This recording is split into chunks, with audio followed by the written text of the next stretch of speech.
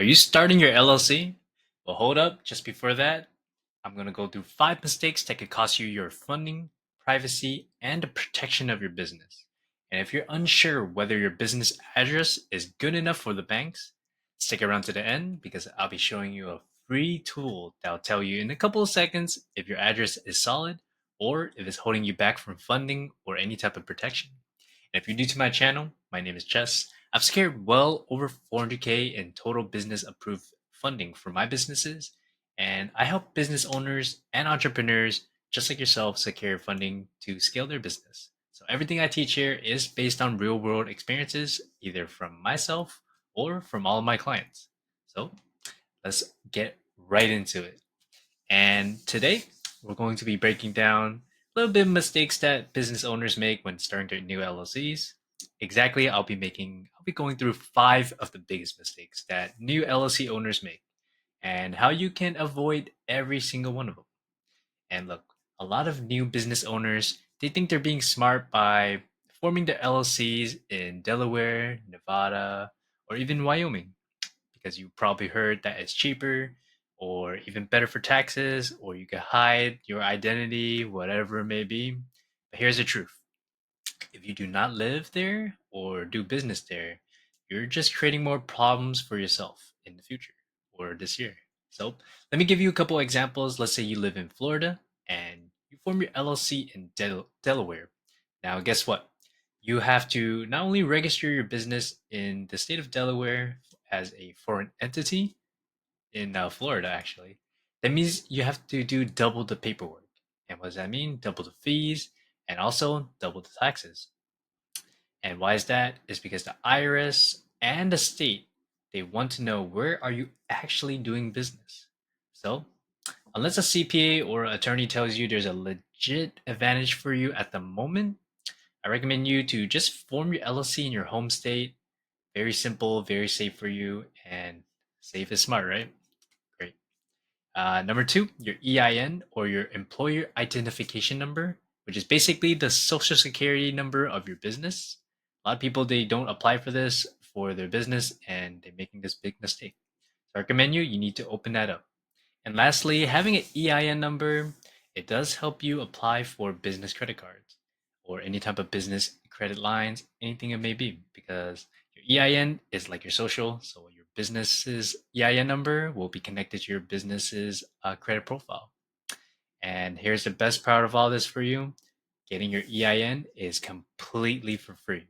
You could do it right on the IRS Gov website in probably less than 10 minutes. I have a video up here showing you exactly how to do it. So don't let someone charge you $100 for something that you can do completely for free for yourself. The second your LLC paperwork comes back, man, go get that LLC and your EIN. So the second your LLC paperwork come back, make sure you get your EIN as well. And hey, if you do want personal help setting all of this up the correct way, and you want my team to do this all for you, or help you get 100K plus in business funding, the link to apply for my mentorship or my Done It For You program is in the link in the description down below. Now, let's talk about addresses. A lot of people get a lot confused about addresses. Which one can we use? Uh, and this also catches a lot of people off guard because you might be tempted to use a virtual address. A lot of people say it looks a bit more professional. It looks a bit more, you can hide your address, all that kind of stuff. But here's the thing: from what I've seen lately, banks have been flagging virtual addresses and even denying applications because they can't verify where you're actually doing your business. So, what's the solution to this? What actually works? I always recommend your residential works completely fine. It's totally fine. Especially if you're just getting started. It's not the most private options, but it's legal, it's verifiable, and most banks accept it as well. And best of all, it connects with your personal kind of ID, so you won't into any kind of troubles when you're applying. Now, look, if privacy is your main concern, I recommend just go ahead renting out a physical office or a co-working space. That can work as well too. Just make sure that is a commercial address and stick around to the end of this video. Like I told you, I'm going to show you how to check if your address type is going to be a little bit more safe for banks and credit card applications. Now, the next mistake I see a lot of business owners make is going to be huge. This is mixing your personal money and your business money in the same accounts. This destroys your legal protection. This is called piercing the corporate veil, and it opens doors for lawsuits that hit your personal assets. We do not want that. Here's what to do instead. As soon as you get your EIN and your LLC documents, I recommend heading to the banks to open up a separate business checking account, separate from your personal account. Even if you start with $50, it does help begin your banking history. And look, that's the key for getting approved for business credit cards or business products later on. And your business has its own credit profile, just like you. And most people, they ignore this.